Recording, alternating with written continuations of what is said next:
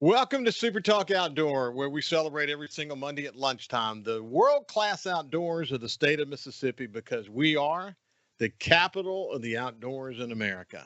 Hey, listen, I want to thank you for joining us on the powerful Super Talk Mississippi Radio Network. Some of you listen to Super Talk Outdoors on supertalk.fm, Amazon Alexa, the Super Talk Mississippi app, or on Super Talk TV at C Spire TV. And we want to thank you for doing that. We try to be there wherever, whenever you want to engage in this show. Of course, you can also find us on YouTube or Facebook or your favorite podcast. Today is another wonderful day to celebrate Mississippi's outdoors. It's February the 24th, 2025. Listen, most of you know who are regular listeners that I'm a former newspaper publisher and digital media CEO and had the opportunity to retire and spent the entire career in the newspaper business. And one of the things I talk about on my other show regularly is the work that Super Talk Mississippi has done across the state of Mississippi to build this incredible network of radio stations, 12 that are part of the Super Talk Mississippi radio network, and then there are another 25, total of 25 radio stations, including their radio stations. That's a terrific company, Super Talk Mississippi Media. But Super Talk Mississippi Radio, the channel that you're listening to now, and 11 others like it across the state, is very unique in America.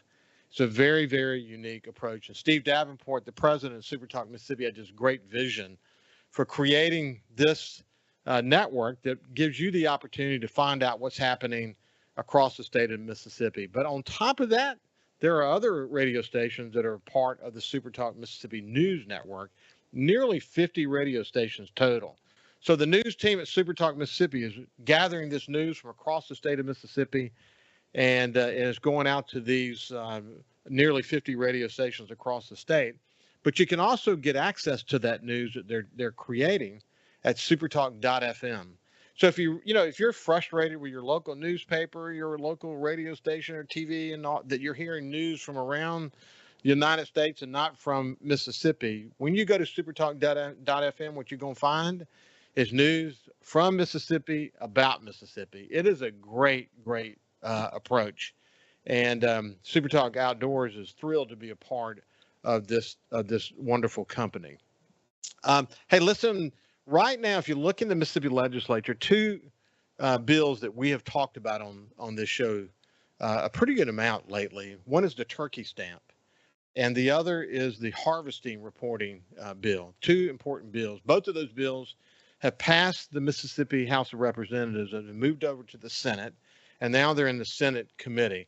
As it relates to the turkey stamp, Mississippi is proposing the stamp, which is going to be $10 for residents, $100 for non-residents, and it's going to help fund turkey conservation in this state. It's really a big deal when you think about the more than 60,000 turkey hunters in our state and the role that turkey hunting plays toward the multi-million-dollar hunting economy in Mississippi. This is an important deal. The money's going to be used to boost habitat and research.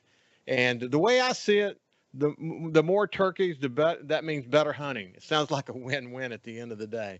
And that bill is now sitting in the Senate Wildlife Committee, and I feel good about it. It got close last year, probably should have passed last year, but we're looking at it again this year, and I'm looking forward to this getting out of committee and moving over into the full Senate form for its passage. The other is the harvest reporting. This is actually really important. Harvest reporting is done with other species in Mississippi. Those of us on the Mississippi Gulf Coast know from the Department of Marine Resources that harvest reporting there for various fishing species is kind of part of the deal. It helps with conservation. It helps in so many other ways. And in fact, we're going to talk a little bit more about the benefits of harvest reporting in Mississippi. We really, really need to get that. But we've got a great Senate committee. Someone actually sent me a note after we talked about this last week and asked me who was on the committee. It's a terrific committee with a new chairman. Ben Suber, in fact, is the new chairman of the Wildlife, Fisheries, and Parks Committee. He and I have had some communication. I look forward to maybe having him on the show soon. I think he's considering it now, but I'd love to introduce him to you so you can get to know him better and also, learn his wildlife story too. His time in the outdoors, which I think is a great story in and of itself. Philman Ladner is the vice chairman, and then Juan Barnett, Gary Brunfield, Hop Bryan, Jeremy England, who incidentally is from coastal Mississippi and loves hunting with his kids. I think I probably could say that about everybody on this committee. Josh Harkins, Michael McClendon, Joseph Seymour, Neil Whaley, and Chuck Younger. So it's a great committee, and they're going to do some great work this year. The two bills that we're hoping that they take up quickly, I think it has to be out by March the 1st, is the turkey stamp and harvest reporting. So now let's shift gears and move over to my friend William McKinley, who's head of the deer program for the Department of Wildlife, Fisheries, and Parks. Somebody's been on this show countless times. We're going to look back on this season, and we're also going to look at some meetings that he's been to recently. Without any further ado, let me welcome my friend William McKinley. How you doing, William? I'm doing great, Ricky. It's good to see you. Listen, you were at an important meeting, but before we talk about the meeting, tell me about your trip home. Oh boy. We were supposed to fly out at Wednesday night, and delayed, canceled. 5 canceled flights later, we end up arriving home a full day later. I am too old to be sleeping on the floor in the airport in DC, Ricky. Woo, buddy, I've done that before. That's no fun, is it? It was not. So I sure was ready to get home. Listen, down on the coast, it rained all day yesterday, and my son Jordan usually comes over with his 2 kids, and just about every Sunday they'll launch one of the boats and go catch some speckled trout or redfish. And he kept watching the radar, hoping that it was going to clear up, but it actually showed that it was going to rain even more severely, which it ultimately did. This is actually the first time in I can't tell you how many weeks that he wasn't able to go out on a Sunday afternoon and catch some redfish and whatever. But yeah, it's we need rain, so it's good to get some rain, and we'll have other opportunities to do that as we go forward. But I'm glad you made it back safely, my friend. I am as well. I was beginning to wonder there. We even got on one plane, and we're sitting on the tarmac. The last plane, I thought we're finally coming home, and suddenly the cabin began to fill up with smoke coming out of the vents, and they said, "We have to deplane you now." And they didn't have to ask me twice, Ricky. So. Well, I've seen that before. I mean, it wasn't just condensation or humidity. Sometimes that's the cause of that. I never got the calls. I just knew I got off that plane in a hurry. So. I think most people would have, especially these days, as we've heard a few too many incidents recently. I think that makes everybody just a little bit jittery. That's for sure. Hey, so William, I want to come back to the meeting that you were at, but before we do that real quick, for people who have not heard you and me talk before, why don't you talk a little bit about the deer program for the Department of Wildlife, Fisheries, and Parks and why that's so important? Well, sure. Deer are, they're a number 1 game animal, and almost 90% of the hunters out there buying a hunting license are hunting whitetail deer. Now, most of them, like me and you, hunt something else as well, but deer are heavily pursued across our state, all 82 counties. There's opportunity to go deer hunting, and in most of those counties, there's opportunity to hunt on public land as well. So deer are a big business in our state. They're very popular. Our deer program started with a DMAP program and a relationship to MSU way back in the late 70s. And I'm going to speak a little bit on a paper in a minute about our DMAP program, Deer Management Assistance Program. That began in Mississippi. We were the first state to do that. And I'm going to tell you how successful it's been. We presented that at this meeting and got some oohs and ahs of because of the data that we've been able to gather over, almost 50 years now. You think about the leadership role Mississippi has had as it relates to whitetail deer in America, not just leaders in Mississippi, but the work that the Department of Wildlife, Fisheries, and Parks have done over a number of years working with Mississippi State. How lucky we'd have Mississippi State and their work, stationed here in Mississippi. Well, that partnership is what has made wildlife conservation in Mississippi what it is today. Neither could have done it alone, but working together, just like in the deer program, it's turned into a great thing with a huge success story on repopulating the state, and now a huge success story in leading the nation with the number of older age class bucks being harvested. It's a good thing. Well, listen, when we come back, we're going to talk specifically about this meeting that William went to recently. A lot of data starting to get gathered, particularly around things like CWD. We'll get an update on what the latest there is, but we'll talk about. I want to circle back with William about harvest reporting and why that's going to be important to the state as the Senate committee on that takes it up. And we'll come back after this break with my friend William McKinley. We'll see you after this. Welcome back to Super Talk Outdoors. We really appreciate you joining us. We'll get back to William McKinley here in just a second. But are you looking to purchase that perfect piece of hunting property, upgrade your farm equipment, or have you been dreaming of owning your slice of heaven out in the country? Don't we all?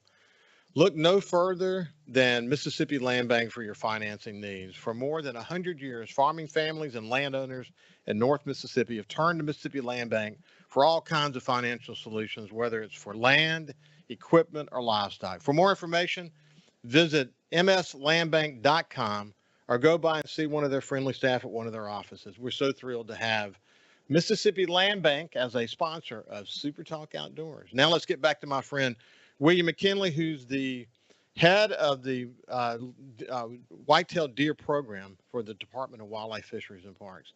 So, William, man, we got a lot of ground to cover, but I think probably a great place to start is this meeting that you guys just went to, and some of the information that might be coming out of that, and what we're learning about what we need to do in Mississippi to help move things, along. Well, Ricky, this meeting was the 48th Southeastern Deer Study Group meeting. It rotates between 17 Southeastern states to host it. And I was doing a little counting earlier this morning. I've been to 24 of those 48 meetings in my career. And so I've seen it hosted. I've seen a lot of different papers given.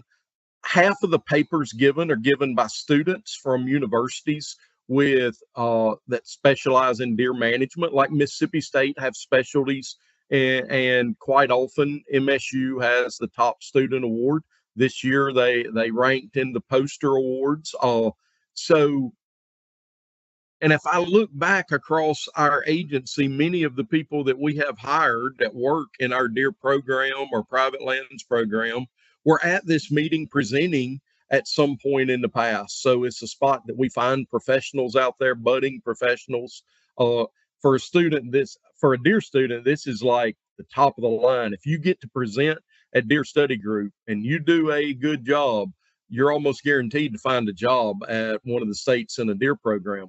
So once again, 48th meeting. This meeting began with Dr. Harry Jacobson at MSU. Way back when in the late 70s, there were a few gaps in the meeting, but it has now become an annual meeting as of the mid 80s. Had to take a break during COVID, but overall, a great meeting. Once again, began at MSU, and we are hosting in 27 for the 50th meeting of the Southeastern Deer Study Group. We're going to host it at Starkville.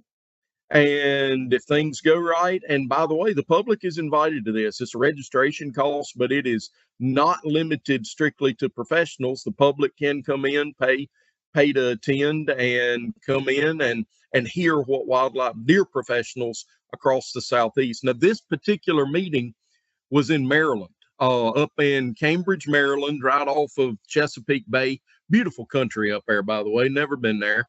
So very pretty. And we were able to do a joint meeting with the Northeast.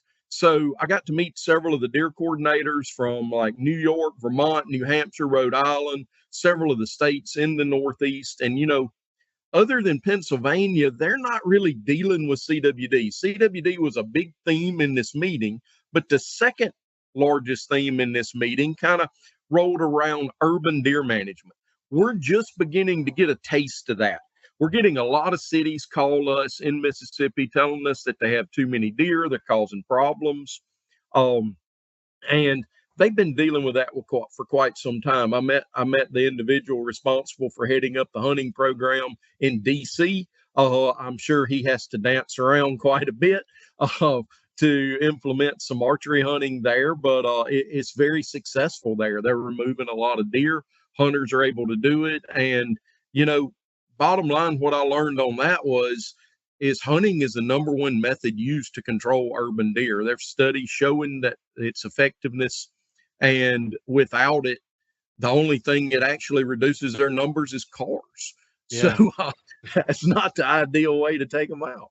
So, Hey, we real quick. Some of the most popular hunting videos on YouTube today are guys that do urban hunting. You know, they go mhm. into scenarios that you would never expect to see the kind of deer that they're seeing, but it is a thing, and it's a real thing. And it's if you don't do management the way it needs to be done, it can become a really big problem. Well, the bottom line on that is hunting is the solution to controlling urban deer problems, and not with a gun. Now, realize a good archery program within the cities. Oxford, Mississippi has a great urban archery program where they pair hunters. They qualify hunters. They make them qualify, and then they pair them with landowners that will allow hunting. But even in these states where it's working, they still have large groups that will be against hunting there and don't want hunting on their property. And in those instances, they end up having to do some targeted removal, some sharpshooting in some of these towns, which ends up costing a whole lot more because the hunting aspect was it didn't cost anything and people got to use the deer. So it was a win-win. So, as it relates to CWD, one of the things, just as it relates specifically to CWD in Mississippi, what I have found in the conversations that I'm having with people, notes that I get from people when I'm up in the Mississippi Delta and having just hunting conversations with people, no matter where I am at, what I have found is that just generally people are talking about it more. They're more interested in understanding what they can do to help kind of reduce the spread, which is the goal right now. We got to reduce the spread of CWD. Mhm. It's real, and it's significant, and it's important, and everybody has a role that can play.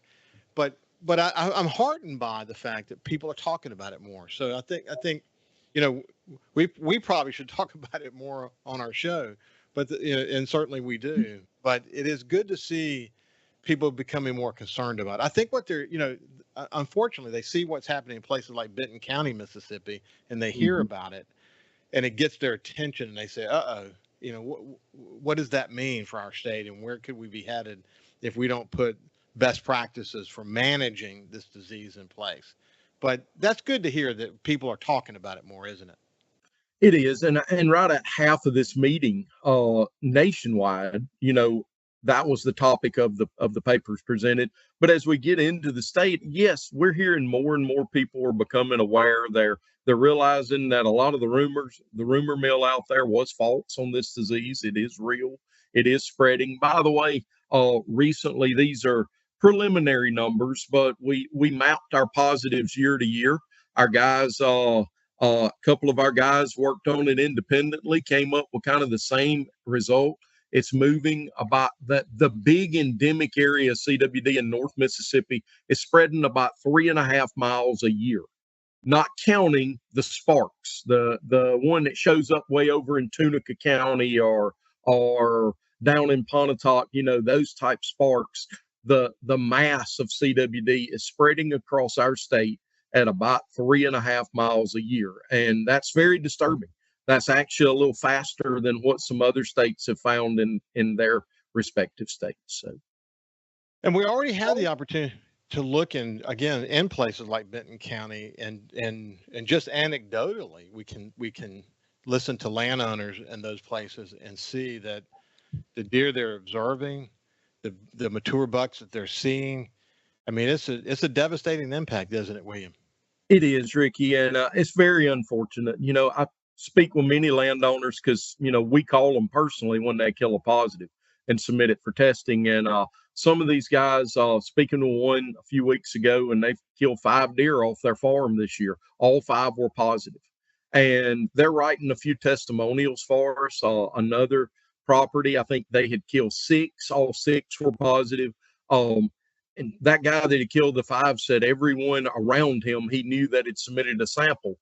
Every one of them were positive that submitted a sample. It's pretty bad up there, and they're finding dead deer on the landscape. He told me I'm seeing a sick deer every other week that I come to my property now, and I'll see one that's sick, and it's very unfortunate. We need to do everything we can to slow this disease from getting into other counties. See, I'm very confident that some of the misinformation around this might have been pushed by people who had who could benefit from the sale and transfer of deer. When you look at the USDA map and see the correlation between CWD outbreaks and the sale and transfer of deer, I'm so glad that in Mississippi we haven't done that. But even the states that did allow it, I bet they're having second thoughts about it now, because the data is hard to run from, isn't it? It is, and unfortunately, it is getting moved. It's been moved by live deer. It's also been moved by dead deer, people moving carcasses. But I will point out that our neighbor to the southwest there, Louisiana, has recently founded CWD in 4 captive facilities, and the trace outs of those facilities are still yet to be determined. So I expect they'll find it in more. Well, we're going to continue this conversation with my friend William McKinley. He's head of the deer program for the Department of Wildlife, Fisheries, and Parks. When we get on the other side, we'll see you after this.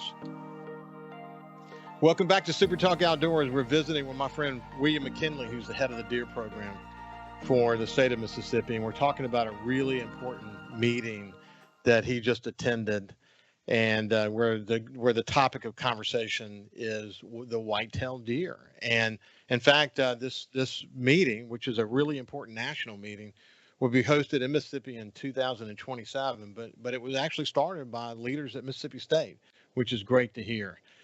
We've been a leader in so many different ways. But before we get too far away, so you mentioned recently 4 captive facilities in you said southwest Louisiana. Is that what you said, or southeast? Well, one was southwest, but 2 of the parishes that have these positive facilities are actually adjacent to Mississippi.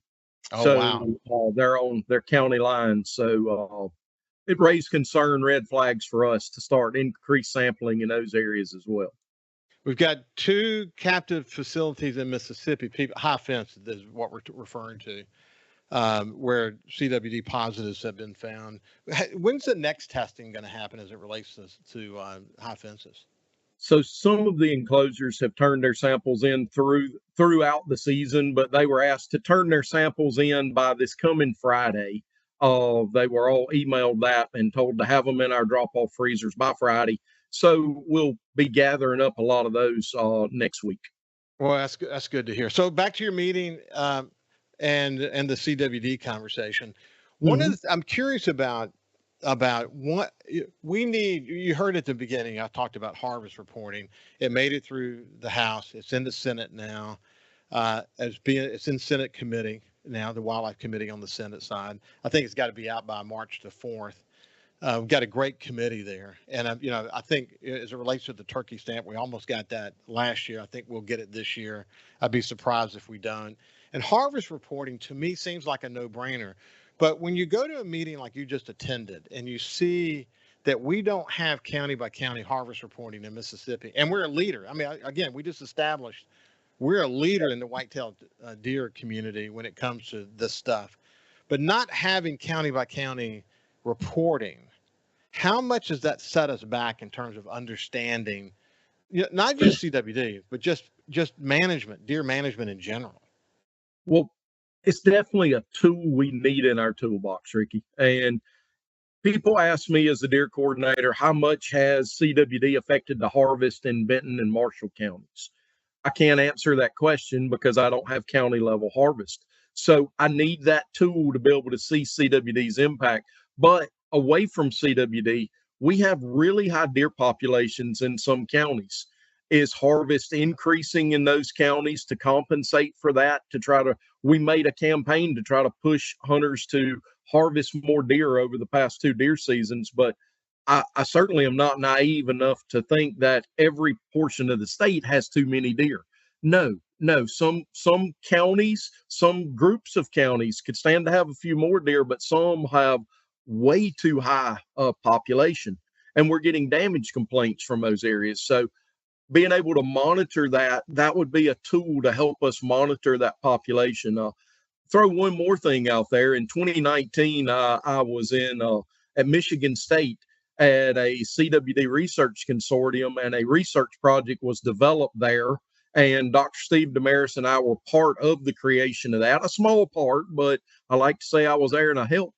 So that particular research project called SOP for CWD has come out with a very strong predictor of where CWD will be found next, looking at it on a county level. And the number one predictor is harvest by county, which we do not have. So that would be a tool in helping us to determine where CWD is likely to occur next in adjacent or even not adjacent counties. So it's just a tool we need in our toolbox. And I stress hunters to support that for us. Well, data is so important. We're doing harvest reporting with other species, and as I mentioned, the Department of Marine Resources had done a great job of harvest reporting, and we, fishermen readily do what needs to be done so we can feed into that. But in a world where, aside from CWD, even though this applies extraordinarily significantly for CWD, data is king, man. We got to have the more data, the better. But when you're managing diseases, data is like more than important. I can't stress that enough, can I? No, you can't. And so I stress again, we need that tool in our toolbox. It would help us. It wouldn't be a magic bullet to fix something immediately, but it would help us to better serve the hunters in our state to find those areas with higher population, lower population, and make adjustments as needed there. Yeah, the other thing, if you look at the turkey stamp that's up there now, it's going to be raising money, but it's also going to be giving us a lot of important data about turkey hunters. We mandatory report turkeys. That's been in place now for a few years, and it works great. Yeah, so you took the thought right out of my mouth. In order for Mississippi to maintain its position as the capital of the outdoors in America, we have to look at all these species that are at the core of why we're so successful, and we got to continue to lead the way. And it's a little disappointing, and to some extent, that Mississippi has been such a leader in the whitetail deer communities. But you think about what's happening at Mississippi State around whitetail deer. You think about the history of whitetail deer in Mississippi and the role the Department of Wildlife, Fisheries, and Parks have played. I could say exactly the same thing about turkey and what's happened as it relates to the wild turkey. But with deer, we've done such a great job of making that such an important feature of what we're doing. In fact, in some respects, we've been too successful, which is one of the reasons that you're pushing so hard to get people to do their part. Do you have any indication that there was more opportunities to do that this year, or actually people really took you up on the challenge this year? What are you seeing there? We had a cold winter, Ricky. Well, deer moved really well. There was a very minimal acorn crop over most of the state. Deer were moving. I was hearing a lot of good harvest reports. We will get our harvest numbers in June after we do our hunter survey in May to ask people. So the way we get that number is we send a survey to 5% of the licensed hunters, and we are not able to capture the unlicensed hunter harvest, meaning if they're under 16 or over 65, any of the license exemptions, we don't have that number. But we'll get the licensed hunter harvest, and I'm anxious. I think, fingers crossed, that we increase that harvest some this year. And I'll give another plug to the legislature. A few years ago, giving us that ability to extend that season when it falls on a Friday, and getting those 2 extra days in February, February 1 and 2. A lot of people harvested a deer those days, and that's a good thing. Yeah, I tell you, by going to taxidermists and to deer processing facilities, it did seem anecdotally that it was a really good deer season this year. You can always do better. And as you pointed out, we really want to focus on that, because it's important for us to manage our deer population for a lot of reasons. Like, for example, you and I have reviewed the insurance data that comes out, people hitting deer with cars, and it's compelling in Mississippi, isn't it? It is. I think State Farm ranks us number 5 in the country now in deer vehicle collisions. So that's not a ranking that we should be proud of right now. So, but hopefully, I'm keeping my fingers crossed. The numbers are going to show that hunters took a few more deer this past season. Hopefully, a lot more deer, and especially in those areas that needed more deer taken. I stress that because many counties in the state, many areas in the state, we're getting those deer complaints from, and would love to see that reduced through legal hunting. So the harvest reporting is a natural next step for Mississippi. It will allow us to be able to be involved in this data collection that's happening on the national level and really begin to compare apples to apples in ways we're not able to do now. And it stands out. I mean, how many other states are not doing the county by county assessment? We're the only one. So Mississippi, the leader in the country on whitetail deer, is the only state that's not doing county by county reporting, not doing whitetail deer reporting. That's so disappointing to hear. Not either doing reporting or tagging or both. So nothing happens after the harvest of a deer. No, we do have it during our velvet season. And I'll add that went very smoothly the past few years. We've had 3 years of that now, and it's worked very smoothly for there and for turkey. So the system is in place. The system is in place, and we got to continue to be a leader. So I'm hoping that the Senate committee takes this one up and helps us move this ball forward. The critical information we're going to get is important. But, one of the, as you have mentioned so many times, the standard operating procedure, the SOP effort that you're involved with around CWD is, man, it's really important because it gives us the opportunity to understand trends. It gives us the opportunity to identify best practices in managing CWD. And Mississippi will continue, I hope, to deploy all these learnings here so we can slow it down and give science a chance to catch up. Hey, when we come back on the other side, I want to ask William about DMAP and what he's hearing about Mississippi's efforts related to DMAP when he's at these big meetings. We'll see you after this. Welcome back to Super Talk Outdoors. I have my friend William McKinley, who's the head of the deer program for the Department of Wildlife, Fisheries, and Parks. He just got back from a really important meeting. And we talked about the CWD side of this and why harvesting is so important, or harvest reporting is so important. What else happened at that meeting, William? Oh, wow. So getting a chance to communicate with the other deer professionals, coordinators from all these other states, Ricky, and being able to share the knowledge that we've learned of the stuff that you say in a presentation and the stuff you're just sitting around at dinner talking about, of this worked and this didn't, and here's why it didn't work. It's always such a plus to be able to get our people in front of other states. And hey, by the way, I had a relatively younger biologist from another state, only been on a year, walk up to me, introduce himself, and said, hey, now this was flattering. I'm going to brag on our staff for a minute. He said, hey, I was told to come to find you Mississippi guys because y'all know what's going on in deer management and to try to learn from y'all. Can I get your number and email and ask you questions? And that's flattering.